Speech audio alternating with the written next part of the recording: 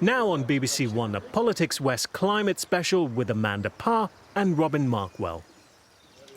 COP26 is just a week away, but it doesn't begin or end in Glasgow. The conversation about our climate crisis has already started here in Gloucestershire. This is Politics West.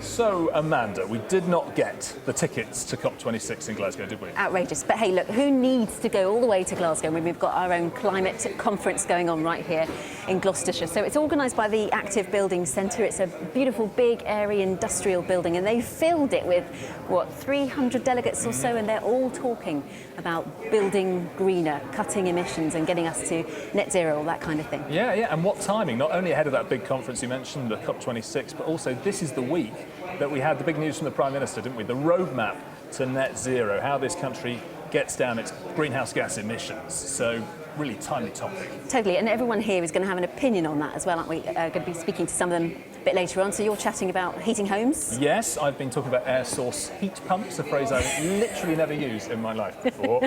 And you're going to be popping the bonnet on a few electric cars? Yeah, I'm going to pop down to Electric Avenue out there and talking about cars and infrastructure as well. First of all, though, shall we see what the delegates here have to say about what the Prime Minister had to say this week? Good idea.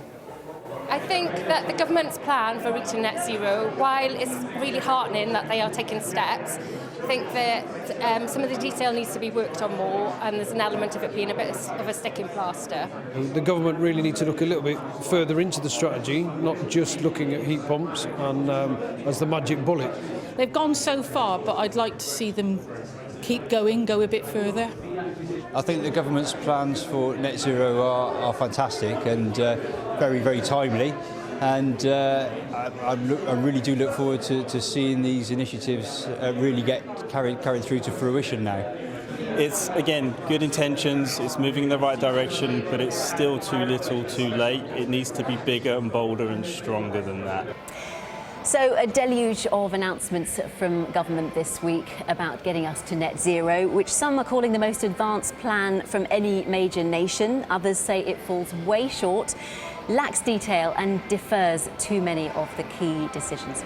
Well, joining us in our temporary but pleasantly airy Politics West loft, we have Molly Scott-Cato, who speaks for the Green Party on finance and the economy, and Conservative Stroud MP Siobhan Bailey. Welcome to both of you. It's lovely to see you. Molly, first of all, you've called for action from government on climate change for the entirety of your career. This is action. Is this the right kind of action? Do you know what? It would be churlish of me not to start by saying this is a really important step forward, because the government's finally taking this seriously and we're seeing some real plans about what they're going to do to meet the ambitious targets that they've set. And there's been a gap there in terms of policy for a while now. But I still don't think it's got the right level of ambition. So if we just look at the grants they're going to give for heat pumps, for example, that will apparently provide enough money for 0.03% of the people in this country. We all need to get rid of our gas boilers over the next 10 years, and that just isn't sufficient money. And I think that really is evidence of a deeper problem, which is the fact that the Chancellor's not really bought into this strategy. So we've got a Chancellor who sees climate change as a cost rather than an opportunity. And we can see there's been a tussle there between the Business Department and the Treasury, perhaps between Number 10 and the Treasury, and that's really a problem, because if the Chancellor's not signed up to this, we're not going to see the speed and volume of investment we need. Siobhan Bailey, not ambitious enough. What are your thoughts about that? Well, listen, we're the first country in the world to set the 2050 target. We've had a global pandemic in the middle. We have been moving, and all government departments are really focusing on this. And the net zero strategy is just another one of those steps towards making sure that we're implementing. I mean, government needs to set out the principles, the broad principles, to make sure we're looking after vulnerable people, getting businesses involved. And those are coming through, but people are calling for more flesh on the bones. They want to know more about nuclear ideas, hydrogen, carbon capture, and they're not hearing enough yet. Well, I think a lot of my belief is a lot of what will achieve and what will make things happen is business, and actually making sure we're walking businesses along. And for example, on nuclear, we've got Hinkley Point C. We've been waiting for a decision on Sizewell, on the green homes and the energy efficiency. It's my view that we shouldn't be going around ripping out healthy boilers. We need to have that sustainable, that workable plan to make sure that people can make changes. We've got the target to remove petrol and diesel vehicles from the ground, to bring up the electric market. All of these things, put the targets in place, make them sufficiently close but also sufficiently far away to make sure that everybody can get on board, and to absolutely run a million miles an hour at this stuff will not only see things not happen, they will also wouldn't take the country with us, and I think that's really important. Well, taking the country with us, we hear all these things, but then we hear that we're moving on, pushing forward, but countries like Australia or India may be pulling back. Will we lose our momentum? Well, that's why it's very important that we have global agreements, and that's exactly what COP's about. But somewhere where the British government could really give a lead would be in terms of a carbon tax, which is actually very popular. 94% of people support a carbon tax, knowing that it would actually make things more expensive for them, but they are prepared to accept that because they see that will be a lever on the whole economy, squeezing fossil fuels out of our economy. But also, of course, it's very important that it's matched with a dividend, so the money that comes in from the tax is then invested in, say, warmer homes and giving people an income, to lower income people, to support the fact that they're having to pay more for transport and so on. But, it needs to be done on a global basis, and I want the government to make that proposal ahead of the COP, and then you could bring other countries in, like Australia. Some countries are never going to be with us on this, but the fact that other countries don't do what they should do is not an excuse for not showing leadership. And in the case of China, they have invested more in renewables than anybody else. So, yeah, we need to do the right thing in this country, and carbon tax is the first thing.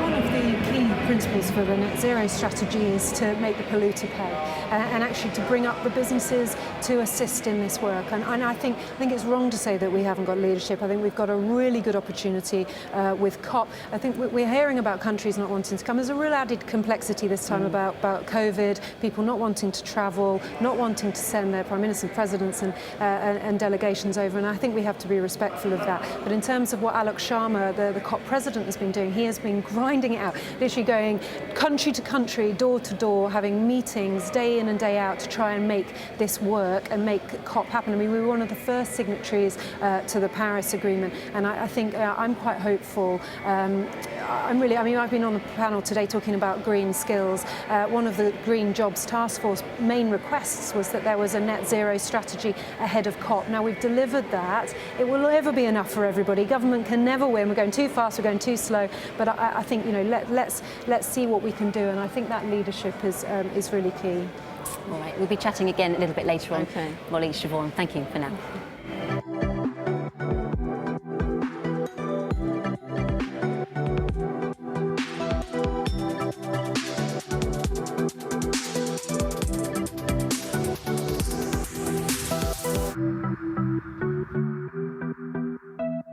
Now, is it time we said bye-bye to one of these? This is an old-fashioned combi boiler, but they do guzzle up the gas. So this week, the government has offered us £5,000 in order to ditch the combi. What they are suggesting is that we get, well, one of these. These are air source heat pumps, and basically what they do is they take the heat out of the air and then they put it into your house. So how do they work? Dave Harvey's been finding out. So this is the magic machine then? It is, yes. We've had this installed about a year, so it's been through its first winter. A big fan causing a huge political stir this week. This one heats Matthew's home without warming the planet. We're concerned, like lots of people, about climate change, and we wanted to reduce our reliance on fossil fuels. So using this instead of gas to run our heating is just one of the things we've been able to do. And it's a solution that does work in old houses. It's very efficient, it's very quiet, as you can hear. Inside, the Victorian terraced home is cosy, radiators warmed by the water from the new heat pump. In the kitchen, a new, larger radiator had to be fitted, adding to the cost of what is, at the moment, a substantial investment. It's cost us about £14,000 to put in the heat pump. Half of that we'll get back through a grant that we are eligible for, a renewable heat incentive. but that's not affordable for lots of people. I was lucky I got some inheritance and used it to do that because it was part of what we could do, but that's not an option for everyone. So for now, these heat pumps have only been the choice of the serious climate campaigner with some spare cash. But that is now changing. In just over 3 years' time, putting a new gas boiler into a brand new house will be illegal. And so now Britain's big house builders are getting serious about these heat pumps. In fact, here in Somerset, the biggest house builder in the country is putting in their first new development completely gas-free. Today, it's all walls and foundations. The heat pumps will come much, much later. But already, you can see one change. The insulation is a lot thicker. And we've doubled the thickness, effectively, of the insulation. So it just means that the whole thing is that much more thermally efficient and better at retaining the heat, which is obviously a key requirement with the performance of the air source technology. They're building 86 houses here, a mix of sizes, all sold commercially. In the far corner there, we've got the show homes. It's a trial site, though, designed to learn lessons for how all new homes will be heated in just 3 years' time. But the one thing, James, everyone knows about heat pumps is they are pricey. Are they costing you more as well? Yes, they're more pricey than current gas boiler installation. So, and it will change. We have absolute confidence in that. So as we deploy more of this at scale, the price will start to come down. Back at Matthew's home, a climate change scientist has popped by to take a look. She agrees that prices will plunge. And what's brilliant is we've seen that already happen in the UK, where the government's pump-primed industries like the wind farm and the solar industry, and as well electric cars have come down in price as battery technology's improved. So as economies of scale happen, these will get much cheaper and become more affordable, so they become the go-to replacement. Ministers hope she's right, and we can all change our boilers without sending the public finances into a spin. That was Dave Harvey. Well, I'm joined by Dale Vince. Dale is the founder of Ecotricity, a Stroud-based power company. No stranger to our show either. Hello, Dale. How you doing? Fair to say you're not a fan of these air source heat pumps? Well, it's not that precisely. I'm not a fan of the idea that that's the answer to the problem of how we heat our homes in the future without fossil gas. The idea that we all just switch to heat pumps is madness. Why is it madness? Well, you've got to consider the cost. So a national programme would cost about £300 billion. Heat pumps use about 3 times as much electricity, so we've got to build an awful lot more wind and sun to get to 100% green on the grid if we heat our homes with heat pumps. They don't suit every home anyway, and you actually have to change the heating system. You need low temperature radiators and ideally underfloor heating, because heat pumps produce actually low temperature water, not hot water. So there's an awful lot of problems with the idea that that's the answer to the 28 million home problem we have of switching off fossil gas. Well, just to break it down on cost, I mean, the government, I guess, would argue that the whole idea is you're pump priming it, aren't you? It's like they did with solar panels during the coalition government. You throw a load of money at it, people start adopting it, the cost starts to come down, doesn't it? Someone designs a better, more efficient heat pump, and then off we go. It becomes possible.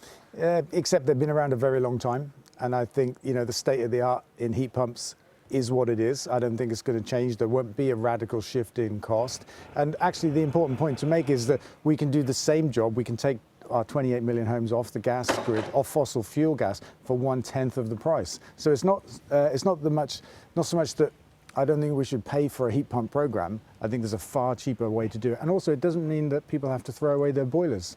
Which is a hideous waste. Imagine throwing away tens of millions of gas boilers, and the kind of interruption in people's lives as well to do that. You know, to rip out your heating system and put in a new one. I mean, all we have to do is change the gas in the gas grid from fossil to green. You have formed what people might say is an unlikely alliance, perhaps, with the Daily Express. I wouldn't have you necessarily down as a Daily Express reader. Man is giving money to both the Labour Party and the Greens, but your campaign is to save Britain's boilers, isn't it?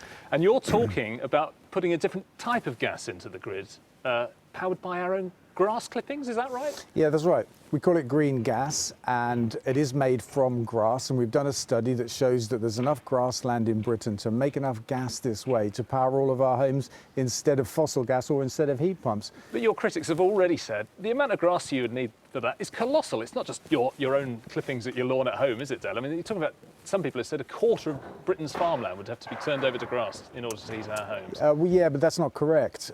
We need 2/3 of grazing land, which itself is barely 30% of all farmland. So I think we probably need Oh, that's close, it's 20%. But look, that grazing land at the moment produces 15% of the meat in our country. So if we take 2/3 of it, we need a 10% reduction in meat consumption. And to hit our climate targets, we've got to have a 20 to 30% reduction in meat consumption anyway. The Climate Change Committee has told the government that. So what we need to take back from animal agriculture is within the boundaries of the diet change we have to make. Isn't this all about just coming up with lots of different solutions? I know you're firing them left, right and centre at the moment. You want to make diamonds out of the sky and so forth. Isn't the answer here all part of the mix, that there's no such thing as a bad idea? Yeah, and so at the start you asked me, was I against heat pumps? I'm not against heat pumps. They have a role to play. There'll be some places where they work better. People that can afford them as well. I mean, that's a key issue, affordability. It's about £10,000 to convert your home to run on a heat pump. Who's got that? Not everybody. So I think green gas should do the heavy lifting. Hydrogen, 20% gas on the grid, heat pumps where they work. Del Vince, thank you so much for your time today. Well, another one of the government's key planks away from boilers was talking about electric cars this week. I've been to meet someone who's become a climate change campaigner. Meet Sue. She lives near Bath and runs retirement flats for a living. She's also got a bar in her shed. Climate change wasn't really on her radar. Then one day, a letter arrived out of the blue. It's January 2020 and preparations are being made to form the first ever UK-wide Citizens' Assembly on climate change. The people with the responsibility of making some momentous decisions have been chosen at random to reflect the UK population. When I opened the envelope and read the information, I thought it might have been a hoax, because I thought, who's going to write to me from the House of Commons? I'm just like a normal person. I don't know anything. Do you know what I mean? So there's going to be an awful lot of people that think, why the hell is she going to do it? But go she did, and her life changed. On the UK's Climate Assembly, she rubbed shoulders with leading environmental thinkers, and she contributed to an influential report on climate change. This report, the Path to Net Zero, the Climate Assembly report, is the public telling the politicians what needs to be done, and about time too. You did make a load of recommendations in that report. Yeah. You? Frequent flyer taxes, free bus travel was an interesting one, eating less dairy and meat by about 20 to 40%, planting forests, banning the sale of new gas boilers. So big policies, aren't they? Yeah. But, you have to go, I went there with an open mind of thinking it's not really about my personal life, it's about how we're going to, change things for the future generations. Sue's experience has led her to make changes in her own life. She's joined the parish council. I charge it about twice a week. And bought an electric car. It takes you places.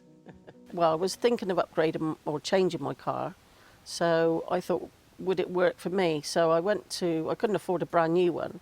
But there's a garage not far that specialises in second-hand electric cars. I mean, I brought up with milk being delivered in a milk float, going about 4 or 5 miles an hour along the road. And, I know that they say, but until you've actually driven and had the experience of driving an electric car, they're really responsive. And the cost, it cost me probably 2 or 3 grand more than to buy a hybrid. But over a period of years, I'm definitely going to make the money back because I'm only paying like 5p a mile. And now you're campaigning for more electric vehicle charging Yes. points, aren't you, with Jacob Rees-Mogg? Yeah, there's a lot of people that live in Bath Easton that don't have the facilities to charge at home. And I think the most convenient way for people that are going to buy an electric car in the future is you would want to do it while you're doing something else. Why not do it while you're shopping? So I think it's imperative that the supermarkets do get on board and start putting in the chargers. And we've got this big summit coming up. Everyone's talking about COP, this COP26 thing in Glasgow, Conference of the Parties it stands for. Yep. You've used this line, haven't you? Yeah. In your meeting with Sir David Attenborough. Yeah. What did you say? Yeah, well, no, I said I hope that, COP26 is not a COP8 because, we really need them to do their job, and the whole point of them going there is to make and agree what each country is going to do for climate change. Well, I tell you what, Sue would be wowed by all the different plug-in points she could use for her car up here on Electric Avenue. You can plug into a lamppost or a bollard or one of these. Let's have a chat with Robert Llewellyn, who is the host of this event. He's had a rich and varied past, so lots of people will know you as the actor who's starred as Crichton on Red Dwarf. You've moved on a lot since then. Tell us what you're doing now. Well, now I run a TV show called The Fully Charged Show, which is about electric vehicles, renewable energy, the whole system of how we can possibly use electric cars, and also the benefits of them, not just as cars, but as energy storage. It's a battery on wheels, that is, which you can run your house off. Is it true that you were on Celebrity Mastermind? It is true, and I didn't do terribly well. But I did well on the electric... my speciality subject I did well in. Was electric cars. Electric cars, well yeah. done. And that was in 2011, wasn't it? So you were well ahead of the curve. Yes, yeah, yes, it's shocking how long ago that was. But yeah, no, but there's an element of shame in that as well. So look, the government has set electric car production targets. It wants them to make more and more of them every year.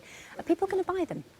I think they will, and I think that it will become increasingly common for them to drive electric cars once they see other people doing it. That's really what makes the difference. It's when they're not weird things that one or two nutters like me are driving, but when your neighbour's got one and he's had it for a year, or she's driving it every day for 2 years, taking the kids to school, and you go, oh, it's just a car. Basically, it is just a car.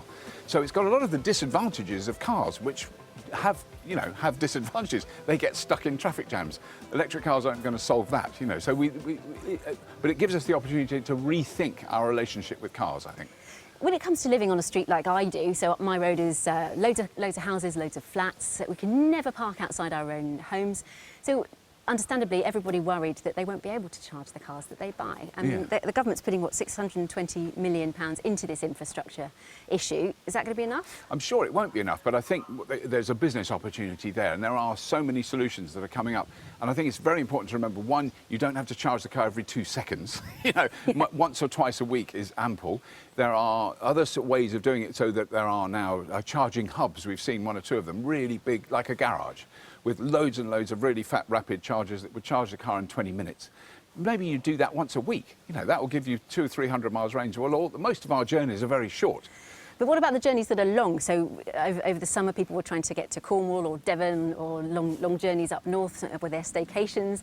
They were trying to jump from charge point to charge point. The kids were squalling in the back. It was not an easy journey for a lot of families. No, I mean, I'm sure that, every time you hear, what you won't hear is the family that sailed up to Scotland without a worry and the kids were fine. But yes, absolutely, it is still a challenge at times, and in certain routes and in certain areas there are less charges. But when I first started driving electric cars, there were none, zero, absolutely none. And so it has got a lot better. It has to get better. Otherwise, no one's going to buy it. That will be the reason. The cars work. They're perfectly fine. They're much, much better than combustion cars. They're much cleaner. They're much quieter. They're cheaper to run. But if that charging infrastructure isn't there, then people aren't going to do it. So there has to be that solution. But I think, again, it's really important to reconsider your relationship with owning a car. What about if you had access to a car whenever you needed it? Therefore, you wouldn't need to park it outside your house. You wouldn't need to have any cars on your street. Your street would be much nicer without cars. When you go to cities, particularly in the Netherlands, that don't have cars in their city, they're really nice places to live. It does make a difference. So we need to find different ways of using cars. Robert Llewellyn, amazing to talk to you. Thank you.